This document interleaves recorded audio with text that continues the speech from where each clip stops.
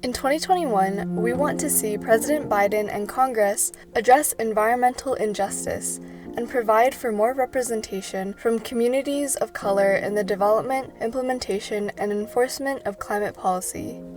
The term environmental injustice has been in the news for a long time now, but took center stage in the 2020 election, with climate change becoming a bigger issue. Yeah, so environmental injustice, environmental racism is this long-standing recognition that people who are poor, that people who are minority of color are disproportionately burdened by environmental contamination. I would say that environmental racism exists when that pursuit for money and resources is paired with a system that doesn't value the planet and is also willing to sacrifice folks of color.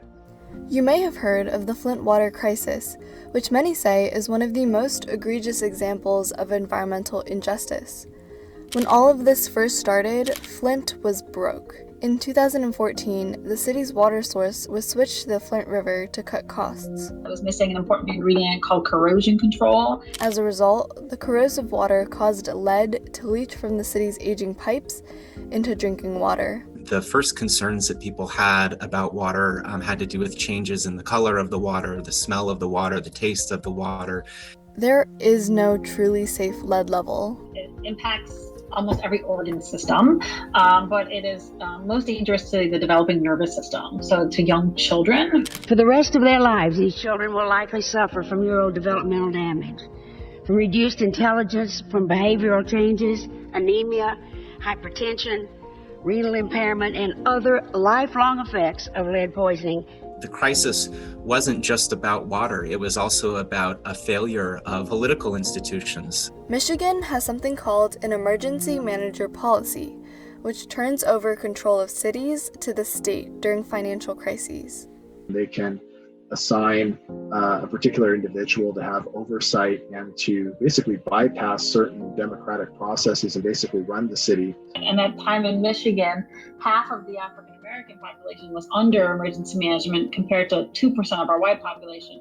According to the U.S. Census Bureau, Black residents make up more than half of all Flint residents. Almost 40% live below the poverty line, with a median household income of $28,834. This means that it was mostly Black, brown, and impoverished residents who had limited or no control over where their water was coming from. Choices were made undemocratically by somebody who was appointed from the top down. And so you could say that, the lack of democracy was a major cause of the crisis as well.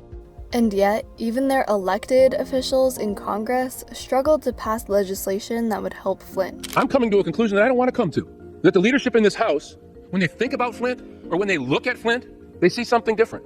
They don't see American citizens, they don't see people in need, but there's something about this poor community, this poor minority community, that exempts them from the kind of help that we have provided time and time again to people in crisis in this country.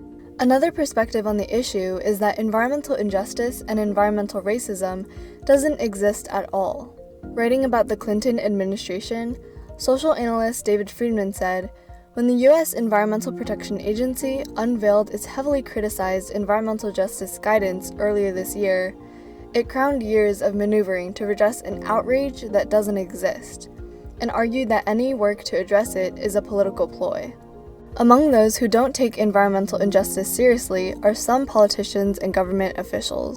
When the potential to impact negatively a particular community or a particular group is a topic, it tends to be when those groups are people of color, that the policymakers or the leaders, they don't perceive the severity of the risks as much as they do if it was a predominantly white and affluent community. The Flint water crisis is in fact still ongoing. A number of city and state employees have been charged, including Rick Snyder, the governor of Michigan at the time. Deliberately not funding necessary and long overdue upgrades for our water infrastructure hurts women, children, and especially the poor and people of color. Even with the progressive climate plan the Biden-Harris administration has proposed, there is skepticism amongst Flint residents. The biggest consequence of our crisis is the shattering of trust in government. My concern with the Democrats is that while they may do a lot to lower our carbon footprint, the reality for many communities of color may pretty much be like it is right now, which is that we're disempowered within the energy sector. We don't make decisions.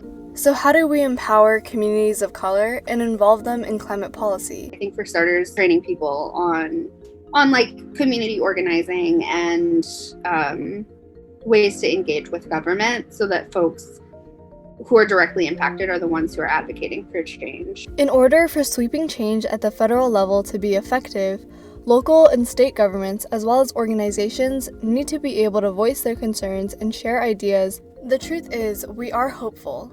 We are hopeful that President Biden will fight for environmental justice and uplift community voices. We are hopeful that Flint will finally get justice and that communities of color will no longer be disempowered. Flint will never happen again anywhere in America.